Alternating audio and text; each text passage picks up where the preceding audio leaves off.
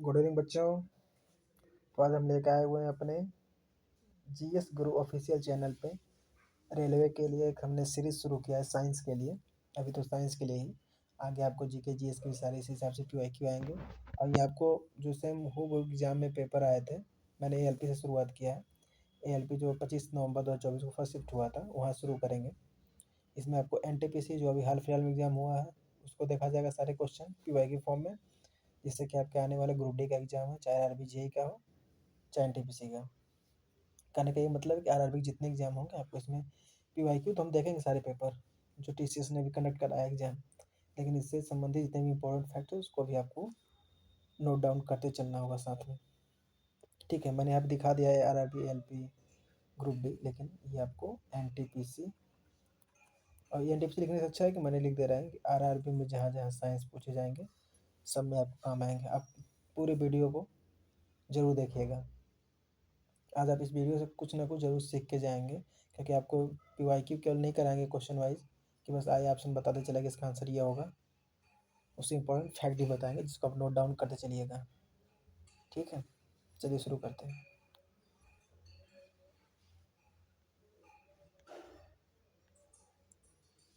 चलिए देखिए, जो क्वेश्चन ईजी होंगे उसको हम थोड़ा फास्ट कर लेंगे। ठीक है, ये देखिए, पदार्थ के कण निरंतर गतिमान रहते हैं किसके कारण? गति का बात किया यानी क्या होगा? गतिज ऊर्जा। स्थिति की बात करता क्या होता है हमारा? स्थितिज ऊर्जा। ये कॉमन क्वेश्चन था, आगे चलते हैं। निम्नलिखित में से कौन सी रेखित पेशियों की विशेषता है? तो देखिए, रेखीय पेशी जो हमारा होता है उसके बारे में समझ लीजिए। रेखित पेशी हमारा बेलनाकार होता है। ठीक है, इसमें क्या होगा? ब्रांचेज नहीं होगा, एक दूसरे के ये समांतर होते हैं। और इसमें जो हमारा तंतु पेशीय होता है ये बिना विभाजित यानी बिना टूटे, ब्रांचेस नहीं होता है, बिना टूटे समांतर रहता है, जो हमको चलने फिरने मसल से भाई पेशी आए तो हमें चलने फिरने कोई काम करने में मदद करेंगे। ठीक है, और ये क्या होता है? ये बहुकेंद्रीय होता है। ठीक है, तो देखिए ऑप्शन किस में दिया है। हाँ देखिए, चौथा ऑप्शन में दिया हुआ है कि बेलनाकार होता है, अशाखित होता है, बताया ना कि अनब्रांचेज और बहुकेंद्रीय होता है। ठीक, नेक्स्ट क्वेश्चन, आगे चलिए।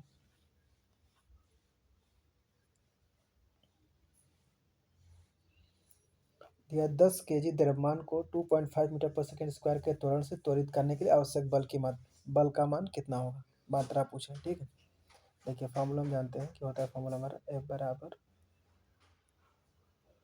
m इंटू ए। ठीक है, अब देखिए दिया क्या, ये तो मेरा क्या होगा? 10 केजी द्रव्यमान यानी कि यम हो गया,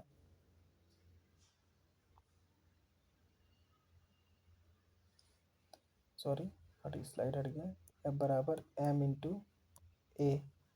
ठीक है, ये जो 10 केजी दिया हुआ ये क्या मेरा द्रव्यमान है, और जो ये दिया हुआ है क्या मेरा? ये ए है। ठीक, तो देखिए इसे बोलते हैं हम क्या? फोर्स। इसे बोलते हैं हम क्या? मास। इसे क्या बोलते हैं हम? त्वरण। तो इसको एक बार नोट डाउन कर लीजिए। इसे क्या बोलते हैं हम? फोर्स यानी कि बल। यह क्या हो गया? द्रव्यमान यानी कि हो जाएगा मास, और ये मेरा हो जाएगा एक्सीलरेशन। ठीक, यानी कि त्वरण। चलिए अब देखिए, अब इसको हम इसका मात्रक नोट कर लेते हैं। इसका मात्रक क्या होता है? न्यूटन। सॉरी, इसका मात्रक क्या हो गया? न्यूटन। ठीक है, इसका मात्रक क्या हो गया? केजी। इसका मात्रक क्या हो गया? मीटर पर सेकेंड स्क्वायर। देखिए सवाल तो ईजी है, लेकिन इससे जो इंपॉर्टेंट फैक्ट उसको आप जान लीजिए। ठीक है, ये हो गया। अब देखिए इसे सॉल्व कैसे करेंगे? सॉल्व तो देखिए इसको आप इजीली भी कर लेंगे। ए बराबर फॉर्मूला होता है एम इंटू ए, यानी एम का मान कितना है? 10 केजी, और मल्टीप्लाई ए का मान कितना दिया है? 2.5, तो कितना हो जाएगा? ये 25 हो जाएगा। और मात्रा कितना होता है? न्यूटन, यानी 25 न्यूटन। ये हो गया आपका ऑप्शन नंबर 3 करेक्ट। लेकिन जो मैंने इसका फैक्ट बताया ये सारे, इसको आप क्या करना है? नोट डाउन कर लीजिएगा कि सीजीएस पद्धति में डाइन मात्रक होता है, एसआई पद्धति में इसका न्यूटन मात्रक होता है। ठीक है, मास होता है केजी, एक्सीलरेशन होता है मीटर पर सेकंड स्क्वायर। नेक्स्ट क्वेश्चन, कपड़े press, electric toaster, electric oven, electric केतली, इलेक्ट्रिक हीटर जैसे विद्युत उपकरण विद्युत धारा के किस प्रभाव पर आधारित होते हैं? अच्छा, एक कॉमन सेंस सोचिए, ये क्वेश्चन चाहेंगे तो आप बिना भी पढ़े होते तो बता देते ना क्या कह रहा है। कपड़ा प्रेस तो सभी लोग किए होंगे यहाँ पे लगभग, ठीक है। क्या होता है, कपड़े के नीचे जब इस्त्री का जो भाग होता है हमारा, ये हैंडल हो गया, ये नीचे का भाग क्या होता है, ये हीट होता है तभी हम प्रेस कर पाते हैं। यानी कहीं ना कहीं ये क्या है, ताप प्रभाव है, विद्युत धारा का ताप प्रभाव है। तो देखिए ऑप्शन क्या दिया है इसमें, तापन प्रभाव दिया हुआ है चौथे में, इसका आंसर क्या होगा, ऑप्शन नंबर 4 सही। एक फार्मूला नोट कर लीजिएगा, बहुत इंपॉर्टेंट फार्मूला है, H बराबर आई स्क्वायर आर टी, ठीक है। इसमें H क्या है, I क्या है, R क्या है, T क्या है, आइए देखते हैं। ये देखिए हमारा है हीट, ठीक है। I क्या है मेरा, करंट, R क्या है, रेजिस्टेंस, T क्या है मेरा, टाइम, ठीक, ठीक है। अब देखिए I जो हमारा, इसका मात्रक क्या होता है, इसका मात्रक होता है आपका एम्पियर। रेजिस्टेंस का मात्रक क्या होता है, ओम। साथ में बोला करिएगा आप, जहाँ भी बैठे आप बोलते रहिएगा। टाइम का क्या हो गया, सेकेंड। तो यहाँ से आप मात्रक भी निकाल सकते हैं इसका, कि एम्पियर स्क्वायर ओम सेकेंड किसका हो गया, हीट का, यानी तापन प्रभाव, जो ऊष्मा उत्पन्न होती है, यानी H बराबर आई स्क्वायर आर टी। आप इसको क्या करिएगा, आप इसको,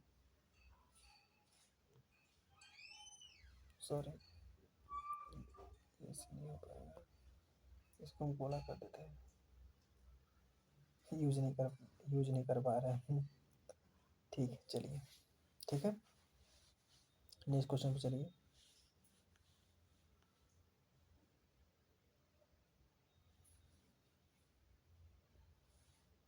देखिए जेली के मामले में परिक्षिप्त प्रावस्था, इसे बोलते हैं डिप्रेस्ड फेज।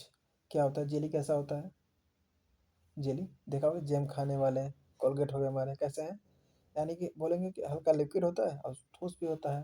तो जो मेरा परिक्षिप्त प्रावस्था होगा वो क्या होगा, द्रव। ऐसे में क्वेश्चन में पूछ देता कि जो परिक्षेपण परिक्षेपण माध्यम क्या होगा, तो बता दें क्या होगा सर, ठोस होगा। इसे बोलते हैं डिस्प्रेशन मीडियम बोलते हैं, ठीक है।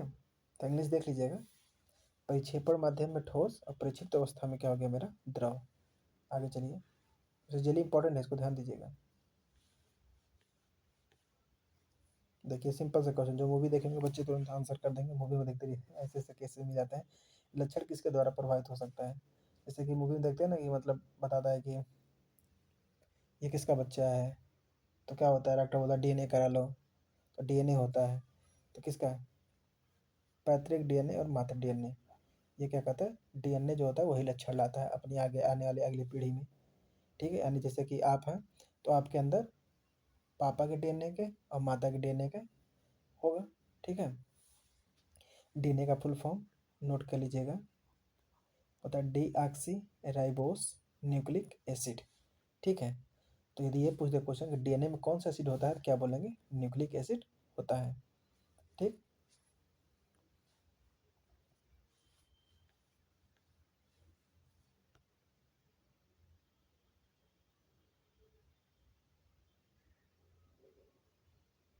क्वेश्चन कट जा रहा है, चलिए हम समझाते से ऊपर लिख ले रहे हैं, ठीक है। देखिए कार्बन श्रृंखला में हाइड्रोजन के स्थान पर समान क्रियात्मक समूह के प्रतिस्थापन, समान क्रियात्मक समूह का बात किया है, कि प्रतिस्थापन से समान क्रियात्मक समूह जाएगा, यानी क्या बनेगा, समजातीय।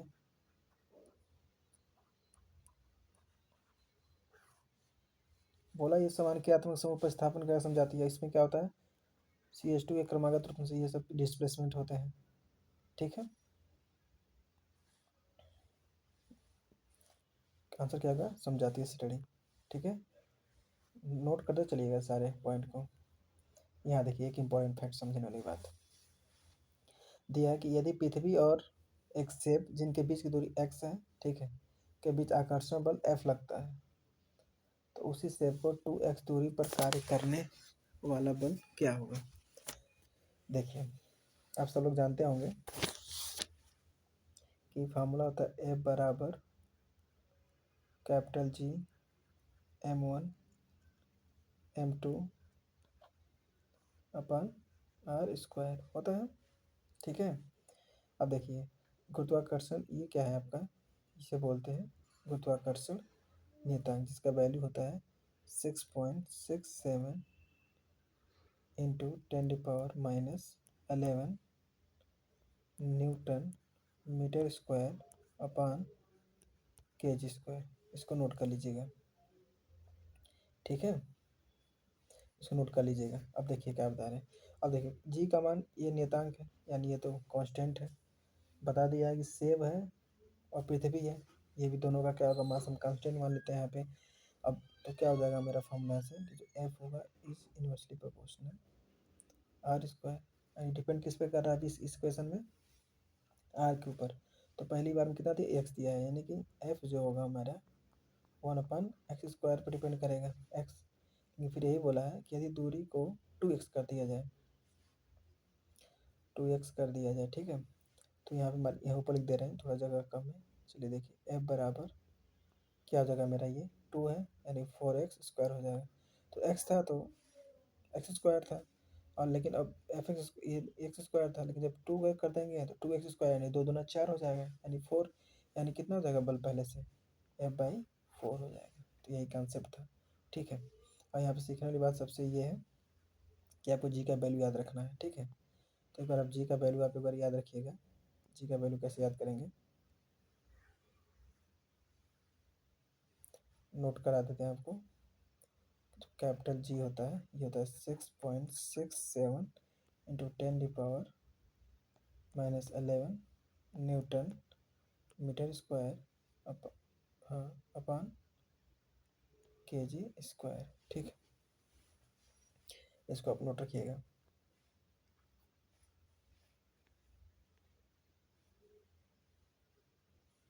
चलिए देखिए दिया है इस इनमें से इसमें जीवित जीवों को मिलकर जैविक घटक बनते हैं, एकदम सही है, छोटे छोटे उसमें जीव जो होते हैं हमारे जैविक घटक कार्य करते हैं, ठीक है। सभी हरे पौधे और कुछ बैक्टीरिया उत्पादक होते हैं, ये भी सही है, कुछ बैक्टीरिया है ना, और ये पेड़ पौधे उत्पादक का काम करते हैं, प्रोड्यूस करते हैं। अब घटक जटिल कार्बनिक पदार्थों को सरल कार्बनिक पदार्थों, जो अब घटक होते हैं वो क्या करते हैं कि मतलब जो जटिल जटिल करने का मतलब है कि ज़्यादा मॉलिक्यूल्स वाले कार्बनिक पदार्थ जो है उनको तोड़ देता है। यानी जैसे मान लीजिए कि जैसे कोई पेड़ गिर गया, मान लीजिए विशाल पेड़ है कहीं गिर गया, 1 महीने बाद देखेंगे कि उस पर जितने ऊपर के मतलब उसका पूरा तना वना था दिखेगा नहीं, आपको लगेगा कि मिट्टी में मिल गया। क्या है, छोटे छोटे उसमें जीवाणु जो है उसको क्या करते हैं, उसको तोड़ देते हैं एकदम, कार्बनिक वो मिट्टी मिल जाता है फिर। तोड़ने का मतलब यही है कि वो मिट्टी में डिजॉल्व हो गया। जैसे कोई आप देखे होंगे किनारे का भी एक्सीडेंट हो जाता है रोड पे, पशु मर जाते हैं, रोड किनारे लोग फेंक देते हैं, धीरे धीरे क्या होता है, सड़ के खत्म हो जाता है। तो वही बात है ये, ठीक है। तो इसका आंसर क्या हो जाएगा, तीनों सही है, मतलब ऑप्शन नंबर 2 करेक्ट है, यानी फर्स्ट सेकंड थर्ड तीनों क्या है, करेक्ट है।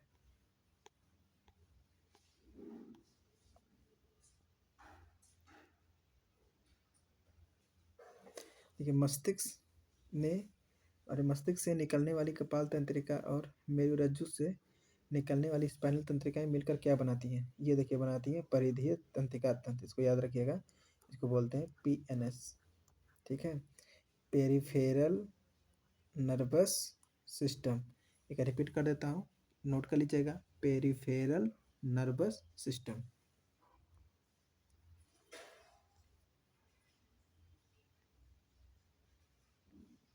दिया CeO प्लस NH3 प्रोडक्ट बनाता है CuN2 प्लस H2O की संतुलित अभिक्रिया का चयन करें।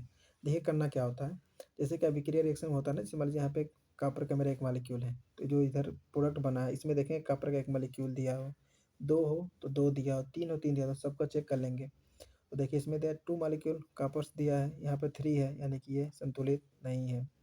3 कॉपर दिया है, चलिए 3 कॉपर यहाँ सही है। यहाँ पे 2 नाइट्रोजन 4 हो गया, गलत है। यहाँ पे 3 कॉपर सही है, यहाँ पे 2 नाइट्रोजन सही है, यहाँ पे 6 हाइड्रोजन, यहाँ पे 6 हाइड्रोजन और 3 ऑक्सीजन, यानी कि आपका क्या होगा, करेक्ट। चलिए तारों का टिमटिमाना कौन सी घटना है, याद रखिएगा। यही चारों आपको ऑप्शन हमेशा मिलेंगे। एक ज़्यादा होगा तो प्रकीर्णन जोड़ देगा उसमें ऑप्शन में, गलत मत करिएगा।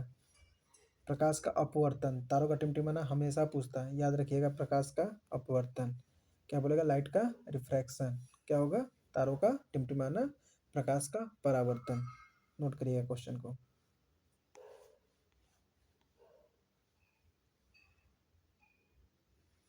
उत्तल दर्पण से प्रकाश के परावर्तन के मामले में जब प्रकाश की एक समांतर किरण पुंज परावर्तक सतह से टकराती तो क्या होता है। देखिए मैं इसे दो क्वेश्चन आपको बताऊंगा। दिया है उत्तल दर्पण, पहले नोट करिएगा। उत्तल दर्पण क्या करता है, किरणों को, उत्तल दर्पण क्या करता है, किरणों को डाइवर्ज करता है। और यदि हम अवतल की बात करें तो क्या करता है, कन्वर्ज करता है। अवतल लिखें ये, तो ध्यान दीजिएगा, सुनते रहिएगा आराम से, तो बता ही रहे हैं आपको, ठीक है। डाइवर्ज करता है, तो कन्वर्ज का मतलब होता है हिंदी में अपसरित। और जो समांतर किरण आती है वो कहाँ से अपसरित होती है, मुख्य फोकस से, चाहे अवतल हो चाहे उत्तल हो, ठीक है। तो बस ये डाइवर्जिंग इंग्लिश में करें, देख लेंगे आराम से। डाइवर्जिंग याद करें, उत्तल दर्पण यानी डी मतलब डाइवर्जिंग, अवतल दर्पण यानी कि सी मतलब कन्वर्जिंग। तो कन्वर्जिंग, इसको कन्वर्जिंग बोलते हैं। तो ये तो जान गए, आपका ऑप्शन नहीं होगा सर। फिर बचा क्या, तो मुख्य फोकस अपसरित, अपसरित होता है डाइवर्जिंग, यानी ऑप्शन नंबर ये सही हो जाएगा। और यदि हम कहें, यदि यही केस हम बना दें उत्तल दर्पण अवतल दर्पण का, तो आप क्या कहोगे कि सर कन्वर्जिंग होगा, यानी कि अपसरित होगा, यानी ऑप्शन ये हो जाएगा, ये सही हो जाएगा। लेकिन यहाँ पे, लेकिन यहाँ क्या बोला, उत्तल दर्पण, यानी कि मेरा ऑप्शन नंबर 2 क्या होगा, सही होगा। नेक्स्ट क्वेश्चन,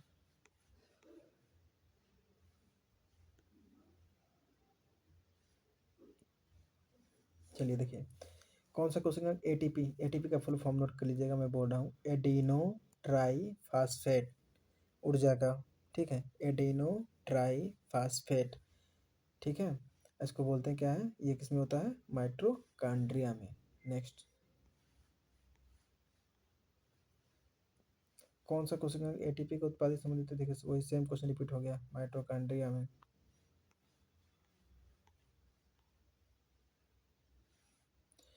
किसी परमाणु की परमाणु संख्या किस पे निर्भर करती है, चलिए इसमें कुछ टॉपिक सीख लीजिए आप। परमाणु संख्या को दिखाते किससे हैं हम,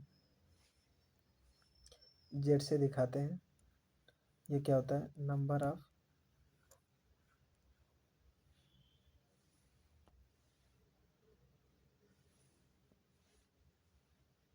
जेड से दिखाते हैं, क्या होता है, नंबर ऑफ प्रोटॉन, ठीक है। तो क्या होगा, परमाणु में नाभिक उपस्थित परमाणु प्रोटॉनों की संख्या। एक होता है एटॉमिक मास, एटॉमिक मास को बोलते हैं प्रोटॉन प्लस न्यूट्रॉन। जैसे एग्जांपल के लिए हम समझ लेते हैं, एग्जांपल क्या है हमारा, जैसे कि सोडियम का, ध्यान समझिएगा, देखिए, ठीक है। ये मेरा क्या हो गया, ये जो मेरा दिया हुआ है, और ये इसे क्या बोलेंगे समझ लीजिए। जो 23 दिया ना, ये हो गया ए, एटॉमिक मास, और ये क्या हो गया मेरा, जेड, यानी कि परमाणु क्रमांक, या नंबर ऑफ प्रोटॉन, क्योंकि हमने बताया ना जेड बराबर क्या होगा, परमाणु संख्या। तो अब पूछे कि न्यूट्रॉन कितना होगा, तो आप कहोगे सर ए में से पी को घटा दीजिए, एन चला आएगा, तो घटा दीजिए, 23 में से 11 गया 12, यानी नंबर ऑफ न्यूट्रॉन कितने होंगे, 12 होंगे, ठीक है। तो क्वेश्चन हमारा पूछा था परमाणु संख्या, नंबर ऑफ प्रोटॉन के, लेकिन हम कहेंगे परमाणु भार पूछ लिया, यानी कि एटॉमिक मास पूछ लिया आपसे, तब कैसे निकालेंगे, तो आप ऐसे निकालेंगे ए बराबर पी एन, पी मतलब नंबर ऑफ प्रोटॉन, एन मतलब नंबर ऑफ न्यूट्रॉन, कैसे निकालते हैं बता दिया आप, ठीक है। और जैसे याद कर लीजिए, नीचे रहता है वो परमाणु क्रमांक है, जो ऊपर लिखा होता है परमाणु भार होता है, दोनों घटा देंगे तो नंबर ऑफ न्यूट्रॉन चला आएगा, इसको याद रखिएगा।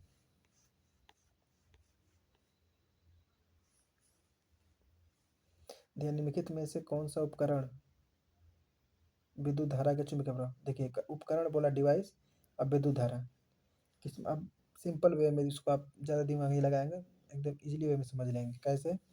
देखिए विद्युत जनित्र डिवाइस, विद्युत मोटर डिवाइस, माइक्रोफोन डिवाइस, तीनों में क्या काम होगा, इलेक्ट्रिक का यूज होगा, यानी कि विद्युत चुम्बकीय प्रभाव का उपयोग होगा।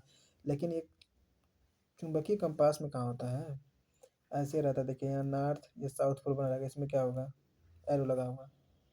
जैसे जैसे हम इसे, ये मेरा हो गया नॉर्थ साउथ, चुंबक हो गया मान लीजिए मेरा, लगाएंगे ऐसे इसमें विक्षोभ होता है, ये अपना घड़ी डायरेक्शन ऐसे बदलता है बस। तो इसमें क्या होगा आपका, नहीं होगा। आगे चलिए। जब हाइड्रोक्लोरिक अम्ल पानी के साथ अभिक्रिया करता है तो निम्नलिखित में से क्या बनता है। देखिए हाइड्रोक्लोरिक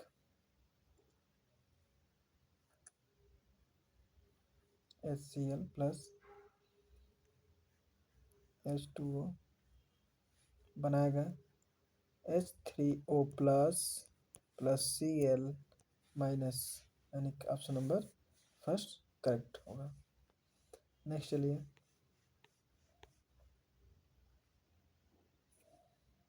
अब देखिए इस क्वेश्चन को समझने से पहले हम आपको एक फिगर समझा देते हैं, आप इसको आराम से समझिएगा, उसके बाद आपको सारे आंसर बना लेंगे। चलिए फिगर यही ड्रा करते हैं छोटे से में, जगह तो वैसे कम है लेकिन कोशिश करेंगे इतने में हो जाए। ठीक है, स्त्री का ये फीमेल प्लांट जो होगा हमारा, ये देखिएगा, कलर चेंज कर लेते हैं इसके बाद।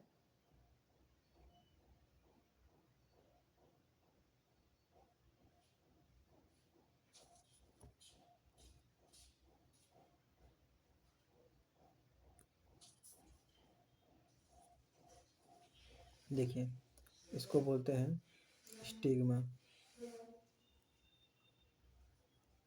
ठीक है, स्टिग्मा को हिंदी में बोलते हैं वर्तिकाग्र। क्या बोलते हैं, वर्तिकाग्र। और इसे बोलते हैं, जो लंबी सी ट्यूब है, इस पूरी लंबी ट्यूब को क्या बोलते हैं, स्टाइल। इसको बोलते हैं स्टाइल। स्टाइल का मतलब क्या होता है, वर्तिका। ठीक है, और जो ये है इसे बोलते हैं ओवरी वाल।